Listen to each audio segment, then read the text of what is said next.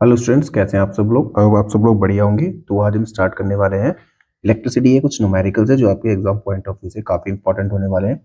तो सबसे पहले हम न्यूमेरिकल देख लेते हैं। आपको जितने भी क्वेश्चंस होंगे वो आपको यहाँ पर गिवन होंगे। मैं डायरेक्टली आपको सॉल्यूशन यहाँ पर एक्सप्लेन करूंगा।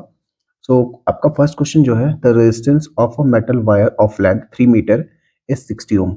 मीन्स आपको एक मेटल वायर दिया हुआ है जिसकी लेंथ जो है वो 3 मीटर है एंड उसका जो रेजिस्टेंस है वो 60 ओम का है। If the area of the cross section of the wire is 4 into 10 to the power minus 7 meter square, calculate the electrical resistivity. अब आपको रेजिस्टिविटी फाइंड करनी है। तो सबसे पहले तो रेजिस्टिविटी का फॉर्मूला जो होगा वो आपका चेक कर लेते हैं कि फॉर्मूला क्या होगा आपके पास। सो रेजिस्टिविटी फाइंड करने का फॉर्मूला आपका क्या हो जाएगा। सो ये होता है हमारे पास रेजिस्टेंस इज इक्वल टू होता है रो एल अपॉन ए। जो ये रो है आपका, यही आपका क्या है, रेजिस्टिविटी है। रेजिस्टिविटी हो जाएगी आपकी यही। तो यही हमें फाइंड करनी है इस क्वेश्चन में। ओके, तो अब देख लेते हैं इसमें कि हम अब पहले डायरेक्ट फॉर्मूला हम इसे बना लेते हैं। तो आपको रो निकालना है तो आपके पास हो जाएगा ये यहाँ से मल्टीप्लाई हो जाएगा ए जो है आर के साथ में, तो R A is equal to rho into l. And आपको रो निकालना है तो ये हो जाएगा आपका आर ए अपॉन एल। तो हम डायरेक्टली इस फॉर्मूले का यूज करके वैल्यू को फाइंड कर लेंगे या रेजिस्टिविटी को फाइंड कर लेंगे। ओके, तो जो सबसे पहले इन्फॉर्मेशन गिवन है हम वो यहाँ पर लिख नोट डाउन कर लेते हैं। तो सबसे पहले हमें गिवन थे लेंथ ऑफ वायर। तो लेंथ ऑफ वायर जो आपके पास है एल इज इक्वल टू आपके पास है 3 मीटर। रेजिस्टेंस आपके पास दिया हुआ है 60 ओम का रेजिस्टेंस आपके पास दिया हुआ। And area of cross section जो आपको दिया हुआ है वो है आपके पास 4 into 10 to the power -7 metre square.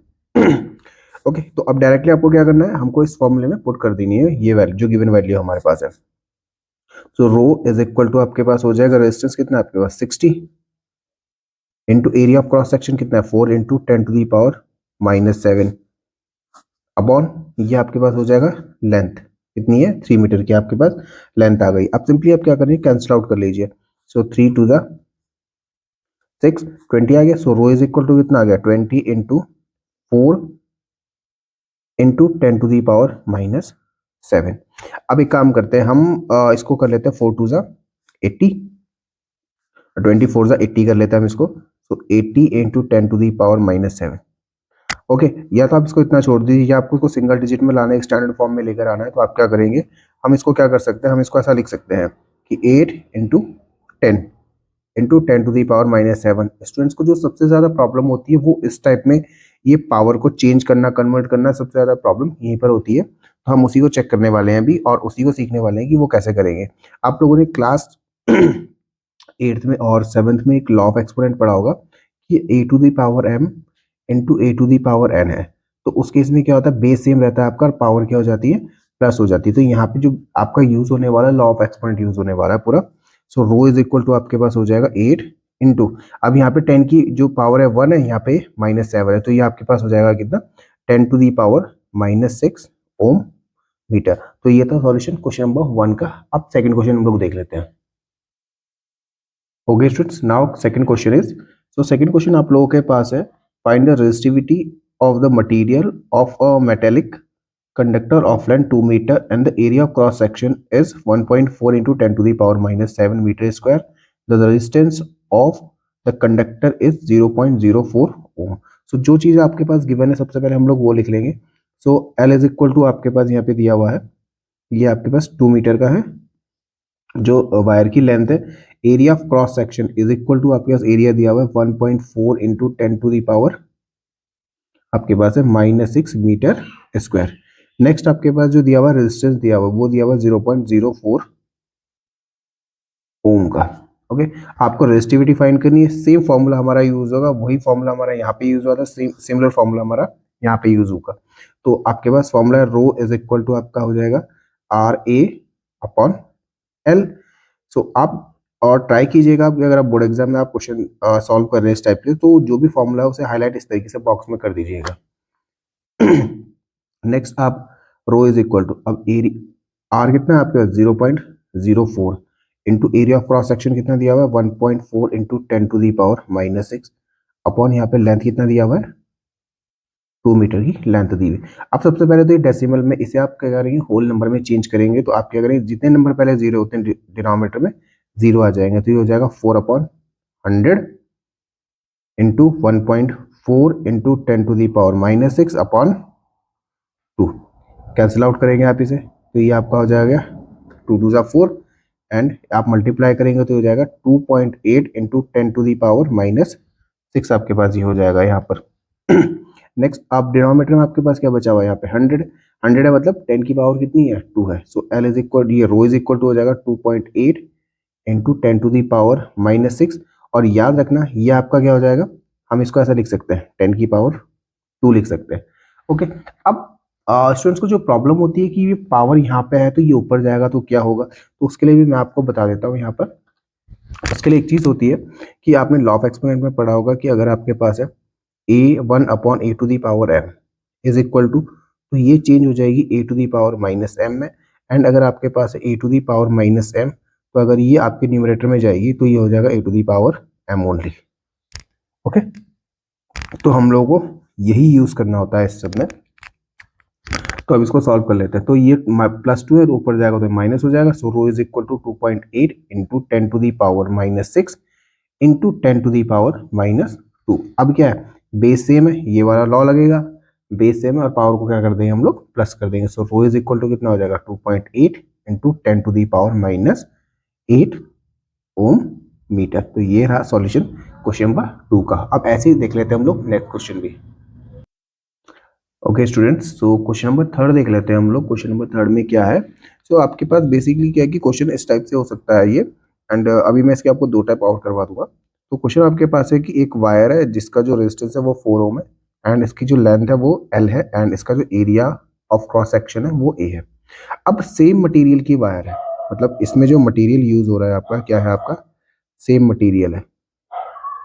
Okay, तो जब इसमें सेम मटेरियल यूज हो रहा है तो क्या हो जाएगा आपका, उस केस में क्या हो रहा है कि जो लेंथ है वो डबल हो गई है। अब इसकी पहले L थी, अब इसकी 12 हो गई है, एंड जैसे ये 12 हो गई है तो एरिया ऑफ क्रॉस सेक्शन क्या हो गया, इसका हाफ हो गया। तो आपको क्या करना है इस केस में, इसका जो रेजिस्टेंस है वो फाइंड करना है। अब एक चीज याद रखिएगा आप लोग कि अगर मटेरियल सेम होता है तो रेजिस्टिविटी भी हमेशा क्या होती है, सेम होती है। ओके, तो रेजिस्टिविटी में उससे कोई प्रॉब्लम चेंज नहीं आता है कि अगर आपकी मटेरियल सेम होगा तो इसके लिए सबसे पहले हमें क्या करना पड़ेगा कि मतलब हमारे ये चेक करना पड़ेगा इसकी रेजिस्टिविटी और इसकी रेजिस्टिविटी दोनों ही क्या होंगी, सेम हो जाएंगी। ठीक है, तो अब सबसे पहले हम क्या करते हैं, इस वाले क्वेश्चन के अकॉर्डिंग हम रेजिस्टिविटीज की फाइंड कर लेते हैं। सो रेजिस्टिविटी फाइंड करने के लिए सिंपल हम ये वाला फॉर्मूला यूज करेंगे जो यहाँ पे था। सो रो इज इक्वल टू आपके पास हो जाएगा, आपके पास रेजिस्टेंस कितना दिया हुआ था 4 ओम का दिया हुआ है, इनटू ए, आपके पास ए है, area of cross section A है, और लेंथ कितनी है L है। तो जो आपके पास रो आ गया वो कितना आ गया 4A/L।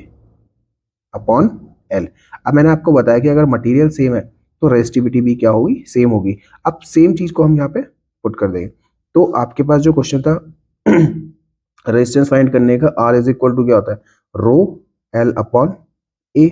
अब रो की वैल्यू क्या है आपके पास 4A इंटू L, अब क्या हो गया यहाँ पे L डबल हो गया तो मतलब 2L हो गया, अपॉन ए, एरिया कितना हो जाएगा फिर आपका यहाँ पे, सो एरिया हो जाएगा ये A/2। ए कितना हो गया आपका A/2 हो जाएगा इस केस में। तो इसमें आपका आंसर कितना आ जाएगा,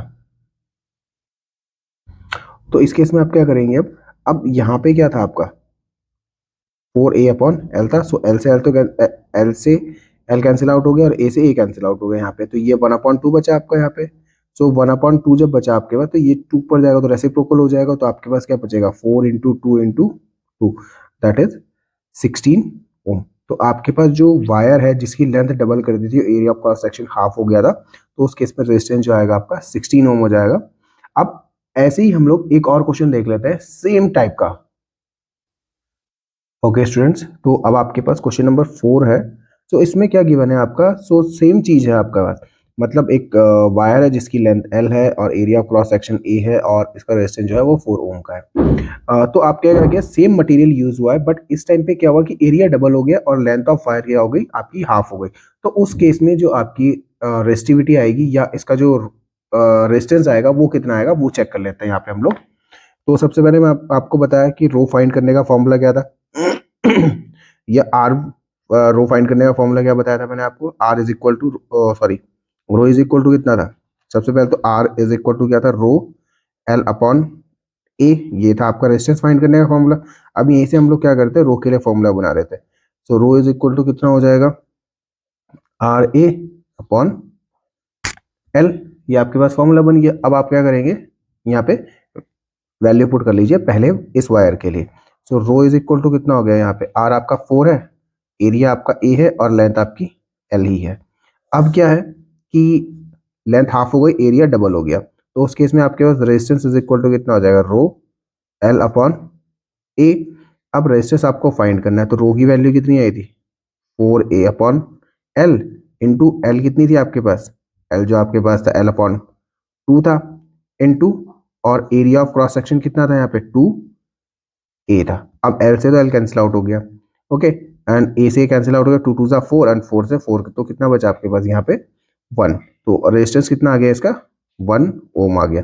अच्छा, तो इससे एक क्या चीज हमें पता चली कि अगर हम क्या करेंगे, एरिया ऑफ क्रॉस सेक्शन को हाफ कर देंगे और लेंथ को डबल कर देंगे, तो उस केस में क्या हो जाएगा, रेजिस्टेंस आपका बढ़ जाएगा, मतलब ज्यादा आएगा।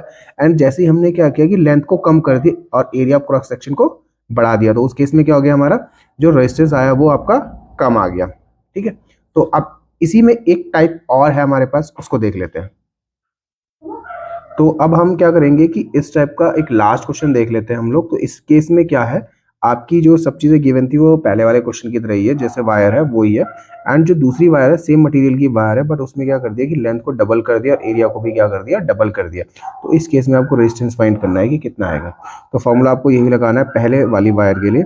सो R is sorry rho is equal to आपके पास हो जाएगा ये R A upon L. So rho is equal to कितना आ गया, आर कितना था 4 इंटू ए अपॉन एल। अब सेम मटेरियल की वायर है बट लेंथ डबल है और एरिया ऑफ क्रॉस सेक्शन भी क्या हो गया, डबल हो गया। तो उसमें क्या करेंगे, R is equal to rho l upon a. So resistance is equal to कितना हो जाएगा, रो की वैल्यू कितनी आई थी आपके पास, 4a अपॉन एल आई थी, इंटू लेंथ आपकी क्या हो गई थी, डबल हो गई थी, और एरिया ऑफ क्रॉस सेक्शन भी क्या हो गया था आपका, डबल हो गया। तो एल से एल कैंसिल आउट हो गया, ए से कैंसिल आउट हो गया, 2 2 जा ये कैंसिल आउट हो गया, तो बचा क्या आपके पास, केवल रेजिस्टेंस कितना आ जाएगा फिर उस केस में। अब इस केस में कि देखो क्या रेजिस्टेंस आ गया, सेम रेजिस्टेंस आपका आ गया। तो अगर area of cross section and जो डबल कर दिया आपने, तो रेजिस्टेंस आपका क्या आ जाएगा, सेम आ जाएगा। मतलब रेजिस्टेंस पे कोई भी फर्क नहीं पड़ेगा उससे, कि अगर आप किसी वायर की लेंथ को डबल या उसके एरिया को डबल कर देंगे तो उसका रेजिस्टेंस उतना ही रहेगा जितना पहले था। तो ये थे कुछ क्वेश्चंस रेजिस्टिविटी पे बेस्ड। अब हम नेक्स्ट वीडियो में देखेंगे जो होम अप्लायंसेस वगैरह जितने भी होते हैं, हीटर हो गया हमारा या गीजर वगैरह हो गया, जो आर हो गई हमारी, तो उस पे बेस्ड जो क्वेश्चंस होंगे वो हम नेक्स्ट वीडियो में कवर करेंगे। Bye bye and take care.